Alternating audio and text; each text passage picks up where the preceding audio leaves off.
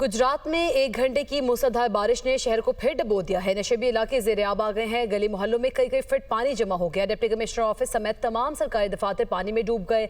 सड़कों में पानी होने से आमदोरफ्त में भी मुश्किलात का सामना हो रहा है और नशेबी इलाके ज़ेर-ए-आब आ चुके हैं। गली मोहल्लों में कई फीट पानी जमा हो गया, जबकि मोटरसाइकिलें, गाड़ियाँ, रक्शे पानी में बंद होने से शहरियों को भी शदीद मुश्किलात का सामना करना पड़ रहा है। मजीद सूरत हाल क्या है जानेंगे गुजरात से नुमाइंदा दुनिया न्यूज़ नवीद शाह से। जी नवीद शाह, बताइएगा इस वक्त क्या सूरत हाल देख रहे हैं?